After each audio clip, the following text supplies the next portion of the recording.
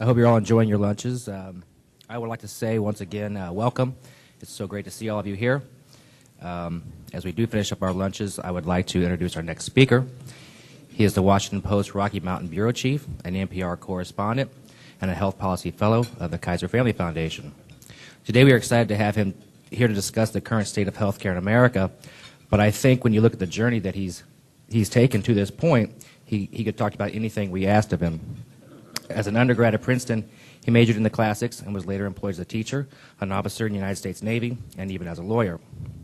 His time at the Washington Post has led him to become one of the finest correspondents regarding politics and global issues. And for more than the last 20 years, he has served as bureau chief in Tokyo and London. In addition to his outstanding newspaper work, Mr. Reid has also celebrated many triumphs in television. For example, he has served as writer and host for documentaries for the National Geographic as well as A&E Network. Earlier this year, he was featured on PBS's Frontline, where he profiled his report, which is available right out here, entitled Sick Around the World. This examined the strengths and weaknesses of the healthcare system in the U.S., the U.K., Germany, Taiwan, Switzerland, and Japan. And almost overnight, this report became one of the most talked about in the entire industry. Among his other major accomplishments, Tom Reid has served as visiting professor at Colorado College and the University of Michigan, a member of the Board of Trustees at his alma mater at Princeton, and served on the board of the medical school at the University of Colorado. He's especially recognizable from his commentary on NPR's Morning Edition. Finally, Mr. Reid has written a total of 9 books, many of them available out here, 6 in English, 3 in Japanese, and his next one, we're number 37, Why Other Countries Have Better, Fair, and Cheaper Health Care Than the USA, is slated to be released this coming January and is the focal point of why he's agreed to be with us here today. Ladies and gentlemen, it is truly my honor. Please welcome Tom Reid.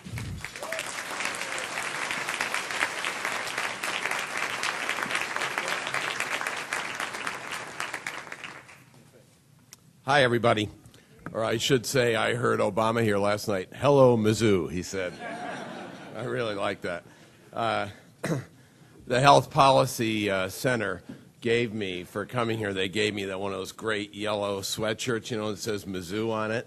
I just love this thing, but unfortunately, you can't wear that in Colorado right now. So I'm going to put it on hold for a month or so. It's really great for me to be in Columbia. I love this town. I think all journalists love Columbia, Missouri because of the Missourian, because this great journalism school here, yes. And the Missourian, depending on how you look at it, it's either the world's best student newspaper or it's a student newspaper that grew up into be probably the best small-town paper in the United States. So people who are from out of town, before you drive back to St. Louis, buy a copy. It's a good paper. And I'm delighted to speak at the Center for Health Policy, but mainly I'm delighted that there is a Center for Health Policy. You know, we don't have one in Colorado where I live, and I think there are a lot of states that don't look into this, and I'm going to make the pitch in my speech in a minute here that health policy is just unappreciated in America, or underappreciated. If you look at our rotten, complicated, expensive healthcare system, people say, God, who designed this? And of course, we all know the answer. Nobody designed it. It just sort of happened. This may surprise you, but most other developed countries actually sat down and talked about health policy. They actually said, what would we like our healthcare system to achieve, and how are we going to get there? In Switzerland, they had a national referendum on what their national health policy should be. So we need to talk about this. We need to get a bunch of thoughtful, intelligent, committed people in a room, even over lunch, that's fine, talking about health policy, and I'm delighted that Missouri's doing it. I'm also delighted to be here because several people here have told me that you have read some of my books and watched my movies, and all I can say is thank you. You know, for an author, I know there are many authors here, and you know, it's a lot of work to write a book, and really all you can ask is that some thoughtful person take the time to read your book and think about what you said there. You don't have to agree with me. You're perfectly entitled to say, Reid's all wet, that's fine. But really, if you just take the time to read my book, that's all an author can ask.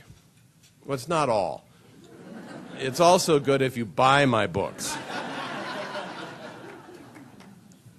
And speaking of buying books, they are on sale out here, and my publisher has asked me to remind you that my books make great Christmas giving. I have 2 kids in college. I have to be shameless about this. So I'm here to talk about my forthcoming book, as Dave told you, which is also the topic of this PBS film we made, and that is how do other rich countries handle health care? And the basic argument is, you all know this, I think, all the other developed countries in the world manage to provide health care for everybody. They have universal coverage, generally of very high quality, and they spend half as much as we do and cover everybody. So how do they do it? What can we learn from them? And my argument is that as we set out to fix our health care system, which I think we're about to do, I really think we're going to do it, there are great models for us out there because other countries like us, and I mean by that democratic, industrial, technologically advanced, free market democracies, other countries like us have come up with systems to provide health care for everybody at a reasonable cost. We could learn from them. They've tried all the things that we've tried and failed at. We can learn from those other countries. That's the fundamental argument of my new book, and I'm going to talk to you a little bit about it today. And I don't have to tell this audience why we need to learn things about running a healthcare system. I don't think I have to. Usually at this point I would go through all the problems with American healthcare. I'm not going to do it because you know them. Certainly, probably everybody here knows that according to the National Academy of Sciences, 20,000 Americans die every year of treatable diseases because they can't afford to see a doctor. This is happening in the richest country in the world. How can we let that happen? To me, this is not morally acceptable. If you think about it, 3,000 Americans were killed in a tragic attack on our country in 2001, and we've spent hundreds of billions of dollars to deal with that and prevent it from happening again. But the same year, 20,000 Americans died because they couldn't see a doctor, and the next year, and the next year, and the next year. No other rich country lets that happen. And then about, it's hard to know the number, hundreds of thousands of our fellow citizens every year go bankrupt because of medical bills. No other country lets that happen either. As if you saw our film, I went around the world and I said to every health minister in the world, how many people in your country go bankrupt each year because of medical bills? Have you been drinking? I mean, they give you this look like, what do you, nobody, 0. How many? I don't know. Never heard of it, said the guy in Japan. And it happens, well, how many Americans? There's a study from Harvard Law School and Harvard Medical School, a joint study, and they concluded the number is about 700,000 Americans go bankrupt every year. And I'm a journalist. I read these studies. That's what we do. And it's a pretty hokey number. I mean, I'm not sure that they really hit on the right number. But it's clearly a large number. Hundreds of thousands of Americans go bankrupt. I was giving a talk in Boston, and I said, you know, I read that study, and I think 700,000 is kind of a hokey number.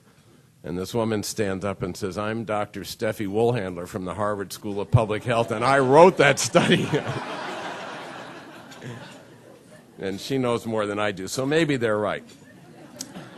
So my argument is we have these fundamental problems, and we have to fix them, and we can learn a lot about fixing them from other countries. And that raises this kind of threshold question, which is, are Americans willing to learn from other countries? I mean, if I said to the American people, France has a pretty good healthcare system, would anybody want to copy France? This is this concept the political scientists call American exceptionalism. We're different, we're better, we're stronger, we're richer than everybody else. The heck with them. We don't have to learn from them. That's the concept. And we've got to get over that if we're going to say to people, well, let's take a look at how the Germans did it and see what we can learn from them.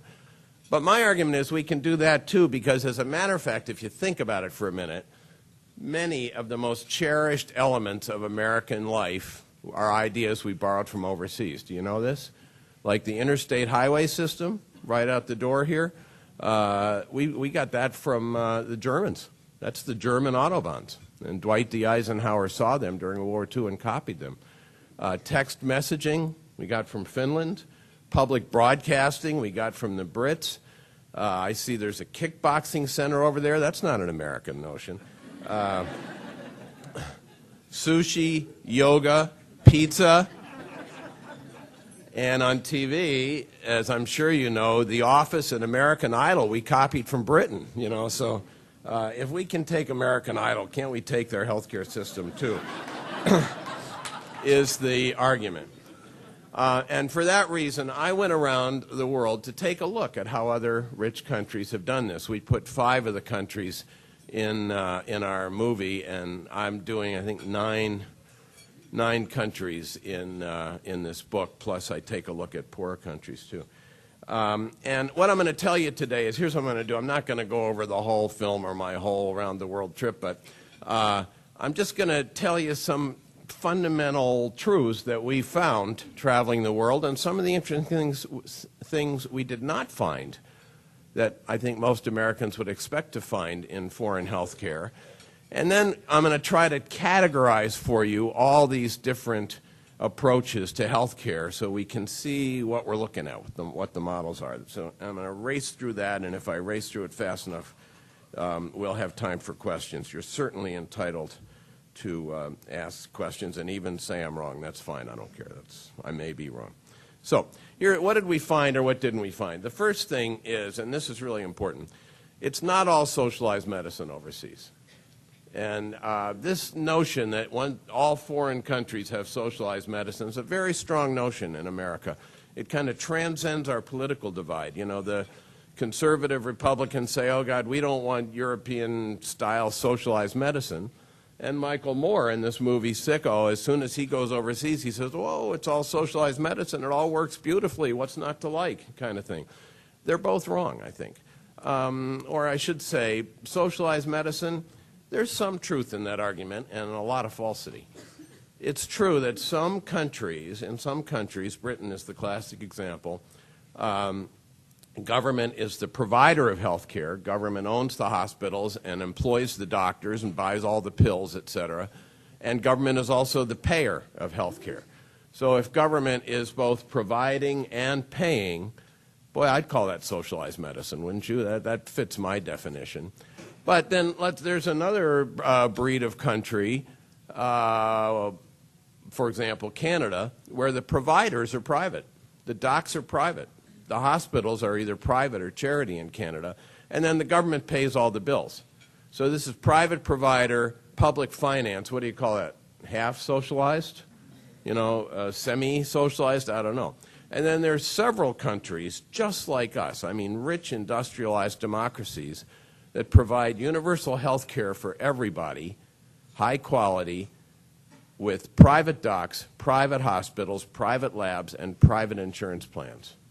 Germany, the Netherlands, France, Switzerland, Japan, et cetera, et cetera. I argue in this book I have coming out, this book is actually not coming out in January anymore. I didn't finish on time. It's coming out in May, and my publishers asked me to remind you it'll make great Mother's Day giving next year. I argue in this book that many countries are less socialized than the United States. For example, in our country, everybody, when you get to be 65, switches to government-run health insurance, Medicare. In Germany, they stay with the private insurer from birth to death. I mean, they're different insurers, but they stay with the private system. They're less socialized than we. Next piece of conventional wisdom is, yeah, well, those foreign countries, they all ration care. They keep you waiting forever, and they limit your choices, and that's how they save money. Is that true? Well, once again, there's some truth in this and a lot of falsehood in this. It's not all true. Some countries, well, every country has to make a decision about what procedures and what drugs, et cetera, they're going to cover in their health care plan, including the United States. Our insurance companies make those decisions every day. And interestingly, when you sort of travel the world, everybody makes the decision differently. I have in this book of mine that's coming out, I have a discussion of which countries pay for Viagra in their healthcare system. And the Brits, that's a pretty stingy system, really, but the Brits pay for Viagra. And I think that's because, not the reason you think, I think the reason is a British scientist invented Viagra, and they're proud of this. Well, yeah, it's true. 25 miles away across the channel, the French system does not pay for Viagra. And the French health minister said to me, I went to see her in Paris, and she said to me, the French men, they do not need Viagra.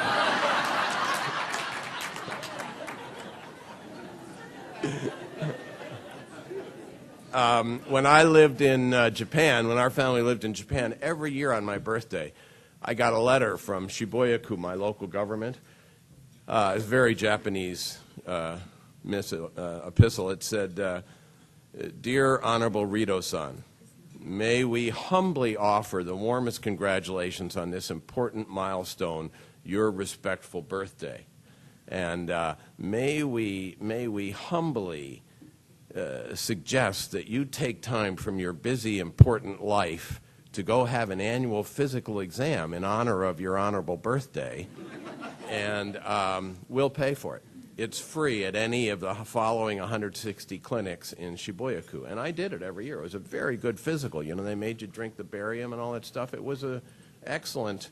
And I'm thinking, whoa, now this country, they understand preventive health. This is good. And then we moved to Britain, which has a great preventive health system. I'll explain it in a minute. And, you know, free medical care for everybody, the National Health Service. And my GP there would never give me a physical. They don't pay for a physical. They don't think it's worth the cost.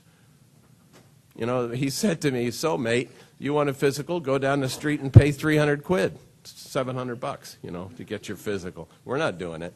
And in Britain, they wouldn't even give me a PSA test for prostate cancer. You know, and I said to my GP, I said, look, in America, a man my age would get this at least every year. And he said, well, we've studied it, and we don't think it's cost effective. So I'm thinking, hey, if it finds cancer in me, it's pretty damn cost effective. You know? But he's thinking of a whole system. He's thinking about cost of. So, yeah, countries do make those choices. That's absolutely true. On the other hand, many countries offer much more choice than any American has. Let's talk about financing of health care. In Germany, there are 240 health insurance companies, and any German can buy any one of those 240 health insurance plans. And guess what? If you don't like your plan, you can drop it on 1 month's notice, move to another company, they have to sign you up, and they can't raise your premium. There's nobody in America who has that range of choice of health insurance. Now, in other countries like France and Japan, for example, you don't get to choose your insurer. It's determined by where you work or where you live or something like that, or your line of work. But those countries have much more choice of providers. In France, you can go to any doctor or any hospital in any of the 27 EU countries, and insurance has to pay the bill within 2 weeks, too, incidentally. You know, this concept we have, the preferred provider, is that what it is, PPO? And in-network and pre-authorization. In Japan, they have a very simple rule about this. Any doctor or any hospital in Japan is in-network, right? They never say to you, no, you can't go to that guy. And there's no gatekeeper and no pre-authorization. You just go into the expert, the specialist, and they have to pay. More choice, I'm saying, than other countries. Now let's talk about those notorious waiting lines, because these absolutely exist. Some countries have decided to control costs by limiting the number of specialists and limiting the number of emergency rooms, limiting the number of MRI machines, et cetera. And guess what? This controls costs. If people have to line up, fewer people are using it. And this can really be slow. When we lived in Britain, you know, my wife hurt her knee skiing in France, and it took 4 months. Her knee hurt, and it took 4 months before we could see the orthopod to get treatment for it. Get this, I was up in Canada. We didn't do Canada in the film, but I'm doing Canada in my book, and it's basically a pretty good healthcare system. Anybody who's sick can get treated for free. That's the basic rule in Canada. But they save money by limiting the number of specialists. So I was talking to this excellent GP in Canada. In Canada, they have a gatekeeper system. You got to go to your GP to see the specialist. Oh, look, I got a bum arm here. I can only raise my arm this high. And it hurts. I'd like to get it fixed. What would you do for me? And he said, well, I'll refer you to an orthopedic specialist. And, they're good at shoulders. They can do that. How long will it take? He said, well, it'll be 10 or 12 months. And I said, geez, my shoulder hurts. It's going to take me a year to get my shoulder treated? And Dr. Golubov said, oh, I didn't say treated. No, it's 12 months to see him. If he wants to do a procedure, you wait another 6 or 8 months until the hospital. So to me, boy, that's more than I would like to wait. So it's definitely true that some countries control costs by waiting lists. But the Commonwealth Institute in New York does studies of this, and according to their studies, which I think are absolutely true, on many kind of standardized questions like waiting time to see a specialist, waiting time for elective surgery, waiting time to receive your prescription after it's prescribed to you, most rich countries do better than the United States. The Netherlands, Germany, France, Japan, Switzerland, they all get you into the specialist and the operating room faster than the average wait in the United States. Next, we've always heard that government medicine it's all a bunch of bloated bureaucracies. They're inefficient government bureaucracies. They waste money like crazy. And that's an appealing argument because all Americans know that the free market, competitive, private enterprise system can do most things better. It's more efficient. This is the comparison of FedEx to the Postal Service kind of thing. But you know what? This turns out not to work in medicine. For whatever reason, in healthcare, the private system has not been more efficient. In fact, the least efficient, most wasteful, highest administrative cost burden system in the world is the American private insurance system. Our insurance companies have administrative costs in the range, well, you can take the estimate, they say 13 to 15%. When they file with the SEC, they show about 18 to 25%. There's an article in the Missourian today that says 31%. I don't know what the number is, but it's vastly higher. Let's take a look at other countries. Our private insurance, free market, competitive, for-profit private insurance is running at administrative costs 18 to 20% in that range. Canada, government-run health insurance run by a bunch of lazy government bureaucrats, administrative costs of 5.5%. That's a quarter of ours. Britain, 5.5%. France has 7 insurance companies. They're private insurance companies, cover all 61 million Frenchmen, administrative costs of 3%. Taiwan, which is a leaner version of Canada, but it's government bureaucrats paying the bills. Taiwan has administrative costs in the range of 1.7 to 1.8% of all the money paid. That is 98% of every dollar spent on health care goes to paying bills in Taiwan. And one year, about 3 years ago, Taiwan's administrative costs went over 2%, and the opposition party blasted the government for wasting money. Well, let's move on to the next interesting thing we found, and that is, this is important, I think most other countries do better at preventive health than the United States does. And I'm not dumping on public health or preventive health or health literacy in America, because I think we do pretty well. The Centers for Disease Control, all these government programs, programs like public health at the University of Missouri, are good. And most of the important advances, scientific advances in public health have been American. I don't know if you know about this, but do you know this, that in 1953, it was right here in Missouri at Washington University that scientists proved the link between cancer and smoking and cancer? This is a very, very important, this is a discovery made right here in Missouri that saved hundreds of millions of lives. And at the time, it was quite controversial because cigarettes were then sold as something that were good for you. In fact, 3 out of 4 doctors recommend Lucky Strike. No, it's definitely right. So we're pretty good at preventive health, but you know what? The other countries do a better job at preventive health, and it shows up in their health statistics. Most rich countries have a longer lifestyle. They have better recovery rates from major diseases. They all have a lower infant mortality rate than we do. Some of that is medical care, and a lot of that is public health or preventive health. And my argument is, why would that be true since we're so good at this? I think they're better because of the incentive structure. That's my argument. Here's the deal. Let's take an American child who's born today, born on Halloween. But anyway, let's take a kid who's born today, October 31st, 2008. In her lifetime, that baby is probably going to be covered by 6 or 7 different health insurance systems. Right now, she's got her mom or dad's. Maybe her mom or dad will change employers. She might go to college and get on the student plan. She'll have 1, 2, or 3, depending on how many different people she works for, and she'll end up eventually at Medicare. Everybody else in the world has one system for life, not just one insurer. As I said, in Germany you can change, but one system. And if you think about that from the point of view of a profit-making insurance company that has to pay a dividend to its investors, it's not in their interest to pay for preventive health. Aetna says that its average customer is with it for 4.8 years. You know, they could spend money to keep you healthy, but by the time you get sick, you're somebody else's problem. You know, you've moved on to Medicare. So why would they want to spend money on you? And the other countries have an incentive.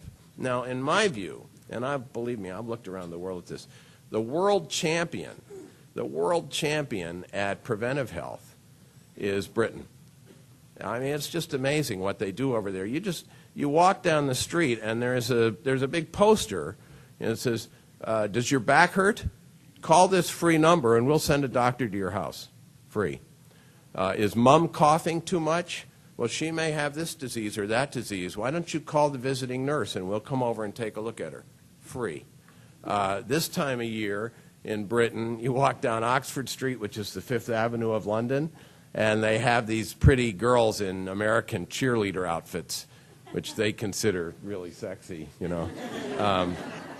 And they're handing out a flyer, you know, and you kind of go over there and they're handing out a flyer, and the flyer says, have you had your flu jab, your flu shot? If not, just walk down the street 50 feet, we're going to give it to you free. Now, I was just recently not too long ago, I was in Tennessee, and they have Boo to the Flu. Right around Halloween, they have a Boo to the Flu campaign. Everybody got a flu shot. You do it here, too? Is that right? No. Boo to the Flu, it's very good health literacy. It's very good public information. We're tying this to Halloween, but the shot costs $35. So there are a whole bunch of people that you might want to get that shot are not going to do it. In Britain, all this is free. I mean, they really, and I said to the health minister, there was a time when we lived in Britain, the health minister was a guy named John Reid, a Scot, probably my cousin. He's from the same neighborhood of Scotland where my family comes from.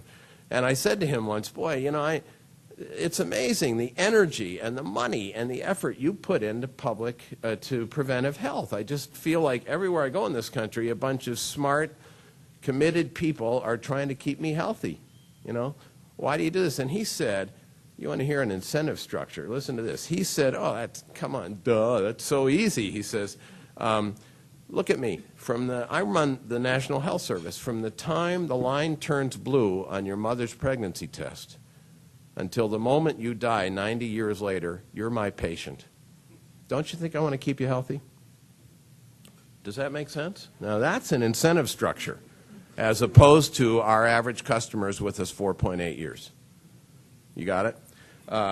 Now, I mentioned this great Missouri invention, the tobacco warning, and I'm now going to refer to the Reid. This is the Reid Memorial Collection of Tobacco Packs. Let's see. Let's see if I can find a... Yeah, okay. For example, here's an American cigarette pack. The reason I want to show you this is the front says Marlboro. The back says Marlboro. Can you see that? On the side here, Surgeon General's warning, smoking can cause carbon monoxide. I guess that's bad. I mean, I mean, there are other warnings. You know, smoking can be dangerous to the unborn baby. Smoking causes serious lung problems. We have those warnings on there. But all the other countries are now 100. We invented this. The first cigarette tobacco pack warning came in 1966. That was ours. People of my age will remember it. Warning, the Surgeon General has determined that smoking can be hazardous to your health. And if you remember, the tobacco industry fought that tooth and nail. Ours are now a little better. 100 countries in the world now require tobacco warnings, and I think they're all better. Let's see, Dave, what the Brits say.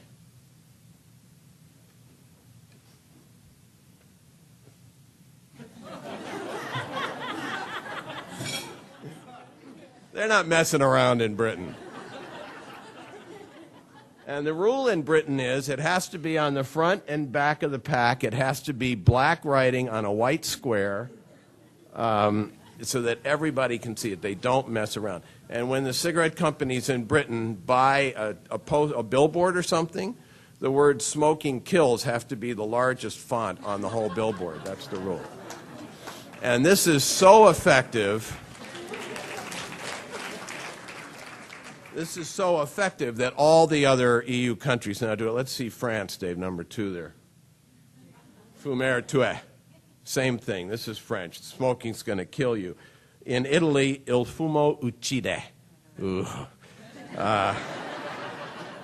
In Portugal, fumar matar. In Germany, I mean, you know, Germany's kind of a scary language anyway to me. Rauchen ist tödlich.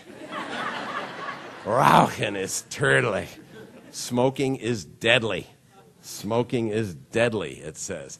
For some reason, and I'm a reporter, I should know this, I don't know this. For some reason, you go south to Austria, and they've toned it down a little. Their warning is, Rauchen kann tödlich sein.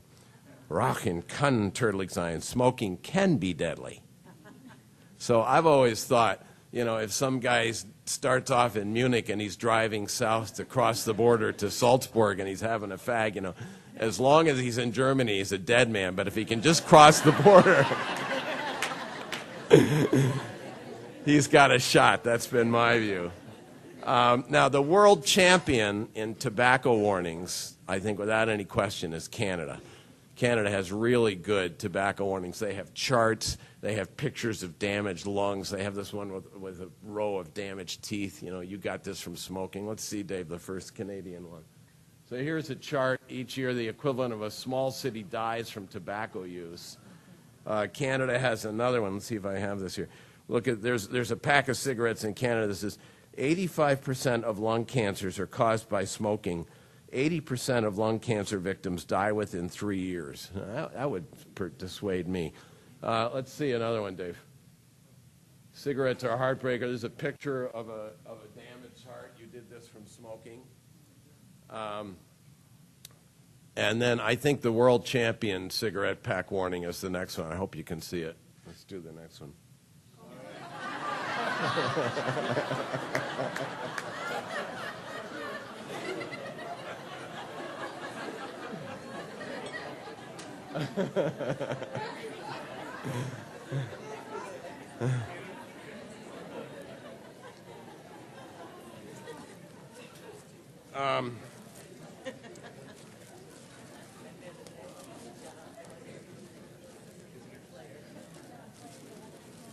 I went into this is the newest one in Canada. I was up there recently, and somebody said, "Oh man, you got to get the drooping penis one," you know. And so I went into a 7-Eleven and said to the guy, "I want a pack of cigarettes." They cost $8 in Switzerland, in Canada, I mean.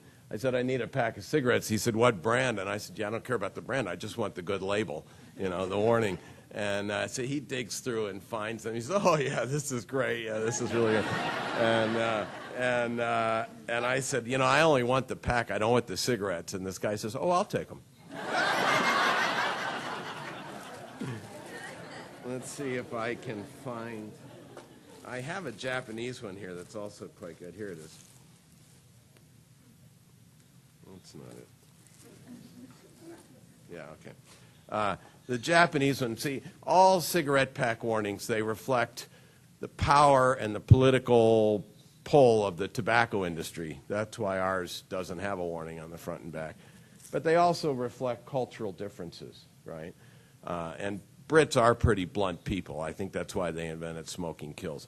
Now listen to this Japanese warning. Anata no kenko o soku nao sori ga arimasu no de sui sugi ni go chui shimashou.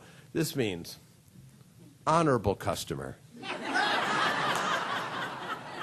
Honorable customer, we have a respectful fear that there could be a risk to your honorable health from this product. May we humbly suggest that you show restraint towards the practice of smoking too much. Totally Japanese.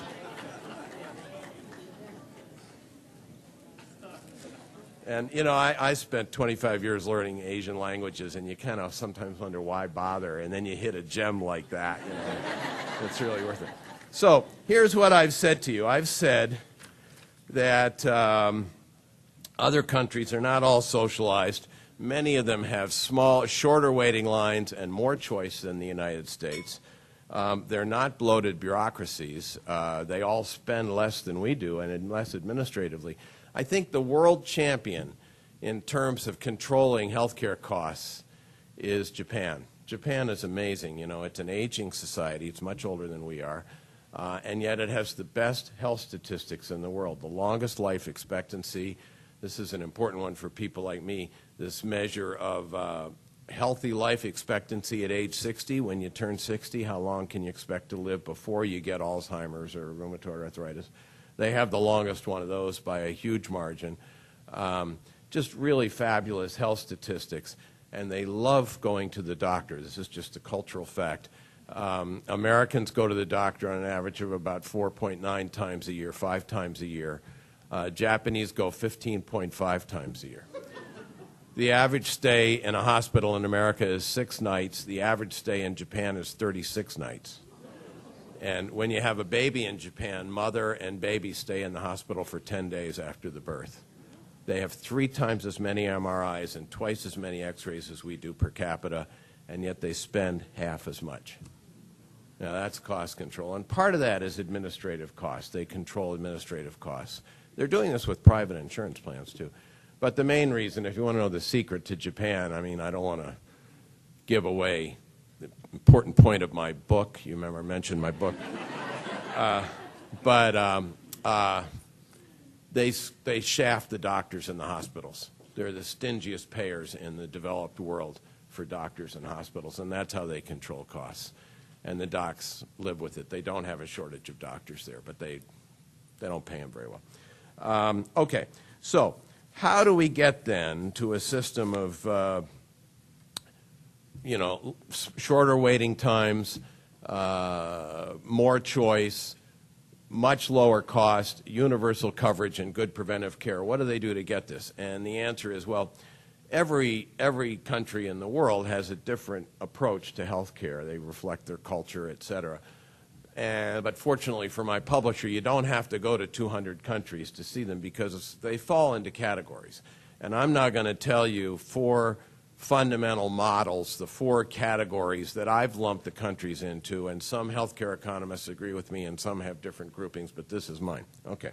So the first model is called the Beveridge model of healthcare. This is named for Lord William Beveridge. He's the guy who designed Britain's National Health Service in 1946. And Beveridge's basic rule is nobody should ever pay a medical bill, ever in your life. You should never pay a doctor bill and never pay a hospital bill. And as a matter of fact, in Britain, 97% of the people never face a medical bill in their life. It's just paid for. Under the Beveridge model, health care is the government's job, just like the public library or the fire department, picking up your trash. You pay for it in taxes, but you don't have to go out and pay a bill to the trash collector and then argue with the insurance company about who's going to pay it. And they don't have that. That's the Beveridge model. It's used in Britain, Spain, Italy, New Zealand, Hong Kong, which refused to give it up when China took it over. And, of course, Cuba is probably the classic model of government-run healthcare. And as I said, I'd say the Beveridge model is pretty close to what we would describe as socialized medicine. May I just say, when we lived in Britain, I loved it. The doc comes to your house. He gives your kid a shot. Her earache starts to go away. He says, I think she's going to be fine. Feed her this and feed her that. And then he walks out the door. No bill, no argument with the insurance company. What's not to like? I liked it a lot, and we got good care there. That's the Beveridge model of healthcare. The next model is the Bismarck model of healthcare. This is named for Otto von Bismarck, who was the first chancellor of Germany. He was the Prussian chancellor, and Prussia basically took over 10 or 12 or 15 German-speaking principalities in 1872 and made this new nation of Germany. And you don't think of Otto von Bismarck with his spiked helmet, you know, and his Prussian sword as a warm and fuzzy guy. But in fact, he invented the national health care system. He invented the idea that government should see to it that everybody who needs care can get it. He did this just to unite Germany. He wanted people to feel some allegiance to Berlin, the new capital of this new country. And so he created a national health care system sort of managed out of Berlin, so that people were getting something from the notion of being Germans. And interesting thing about Bismarck, he hated taxes. I mean, he was chancellor of the richest country in Europe, but he hated taxes. And so he had to devise a system that covered everybody but didn't use any tax money. So he came up with a system that will be familiar to everybody in this room. Everybody gets health insurance through the employer, and the worker and the employer split the tab. Very, very familiar to everybody. That's called the Bismarck model, and it's used in many countries around the world. Britain, France, Switzerland, Germany, Japan, etc. And of course it's used by about 160 million Americans are using the Bismarck model of healthcare. In other countries, they've done it a little better. In the other Bismarck countries, if you lose your job, then the government takes over the role of the employer and pays that share of the health insurance premium. So you don't lose your health insurance in these other Bismarck countries when you lose your job. To me, that's, of all the many cruel and unexplainable aspects of American health care, the fact that when you lose your job, you also lose your insurance is one of the hardest for me to explain. So Beveridge, Bismarck. The next one I call the national health insurance model. This is where the providers are private and the insurance is public. So it's kind of a blend of Bismarck and Beveridge. And that's Canada. That's Taiwan, South Korea. Many of the newly rich countries in the world, Brazil, for example, which have recently become rich and recently instituted healthcare systems, have copied the Canadian model, the national health insurance model. And then the fourth model is the most common of all, because the fact is, of 190 or 200 countries in the world, only about 50 have any kind of healthcare system at all. In the poor countries of the world, they're worried about feeding people. They're worried about getting a roof over somebody's head, getting them healthcare treatment. That's beyond the pale. So about 150 of the world's countries really don't have a healthcare system, or they have a system that's only for the military and the government employees, and everybody else kind of shifts for themselves. In Kenya, if you go to Kenya, there's a national budget. There's a health ministry, and it has a budget for national health care in Kenya, and 57% of the national budget is spent in one hospital in Nairobi, where the government employees go. That's what a healthcare system is. For everybody else, you pay out of pocket. I call this the out-of-pocket model for that reason. If you've got money and you can pay the doctor, fine, you get treated and you get the pill. If you don't have money, you stay sick or die. And that's the basic rule in most of the world in the out-of-pocket model. And it's harsh. People die in it because they can't afford to see a doctor. And doctors, therefore, when there is a doctor, for example, in the rural area, they've learned long ago that they can't demand payment for everything. People don't have any money, so people maybe pay in potatoes, or they pay in corn, they pay in child care, or they weave a rug, or they weave a blanket for you, whatever they've got to offer. I went to this clinic on this hillside in Nepal, just the plainest square stucco building you've ever seen in your life. And it's quite colorful. All the walls are a different color. So I'm in there talking to the doctor, and I said, "Doc, I noticed your stucco building here has 4 walls and 4 different colors." And he says, yeah, a lot of people who come in don't have any money, but they have a can of paint, so they offer to paint this clinic, and they all have a different color, you know. So that's the out-of-pocket model. So I told you about 4 here: Beveridge, Bismarck, the national health insurance, and the out-of-pocket model. That, to me, that pretty much covers the world. That's all foreign healthcare systems fall into those models, except they're not foreign. This is a crucial point. We say that's foreign healthcare and we can't have it, but they're not foreign to Americans because we've got them all. We've got all the models. If you happen to be a veteran or military personnel, you're living in Britain. They have the Beveridge model of healthcare, where government employs the docs in government hospitals, government buys all the pills, and you never get a bill. And during the Republican primaries, those candidates for president said, we can't have European-style socialized medicine because it's un-American. So I just want to ask you this question. This is your homework to ponder. If the Beveridge model is un-American, why do we use it for America's military heroes? I ask you. If you're 65, if you're an employed person and getting health insurance from your employer, you're in Germany. You're in the Bismarck model. If you're 65 and on Medicare, you live in Canada. That's the national health insurance model. And for the 45, 46 million Americans who have no coverage, you're living in an out-of-pocket country. You're living in Malawi or Madagascar or Malaysia or something. We've got them all. They're not foreign because we've tried all of them. The big difference is that all the other countries have settled on one system for everybody. They've picked one model. Some countries have a military medical care system. They treat the soldiers when they're overseas. But as soon as you come home from Iraq, you go in the national health system. You go right in the same system with everybody else. And I've asked every health minister in the world, how come you lump everybody into one system? John McCain calls this one-size-fits-all medicine, and it's bad. And they give you 2 answers. One is it's just much simpler. It's cheaper. It's administratively simpler. You take an average American hospital, they got a room with 100 different forms to file to get paid on, and every form has different payment rules. A hospital in Japan, there's one set of forms and one payment schedule. It's just simpler. And then the other health ministers say they think it's fairer. They think it's fairer if everybody has the same access to the same level of care.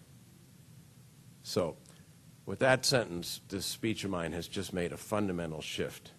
Because up to then, I really think I've been trying to be an objective, fair-minded reporter. I'm serious. No, look, reporters make mistakes, but I've really worked hard on studying this. I think the stuff I've told you up to now about these other countries is basically right. There are good things and bad things there. But when you get to the word fair, when you get to words like moral or ethical or decent or just, well, now we're not in the realm of objective journalism anymore. These are subjective questions. And what I've concluded, the big conclusion that I took from traveling the world and I'd like to leave with you, is that the real question, the fundamental question for any nation's healthcare system is a moral question. Yes, it's true that designing a healthcare system involves medical decisions, it involves political decisions, economic questions, but the real issue is the ethical question. Do you believe that everybody in your country should be able to see a doctor when she's sick? And if you accept that moral position, another way to put it is, do you think getting medical assistance when you need it is a right? Or is it a commodity that people should buy? Once you answer that question, then you can design a system that meets the need. If you decide that everybody in your society should have access to health care when they need it, well, then you're going to design a system like Britain's, or like Canada, or like Taiwan, or Japan, where they do, through different models, care for everybody. And if you don't decide that that's an essential requirement for your society, well, then maybe you come up with a system where rich people and people with really good insurance get the finest health care in the finest hospitals in the world with no waiting, and tens of millions are left behind, and 20,000 die every year because they can't afford to see a doctor. Maybe that's the system you get up with. So why doesn't America, why are we the only country that hasn't made this moral decision that everybody should have health care? Well, I'm arguing in this book of mine, it's not because we're cruel or callous or cheap or so concerned about our 401ks that we don't want to spend any money on our neighbors. I don't think that's it at all. No, my argument is we never had this conversation.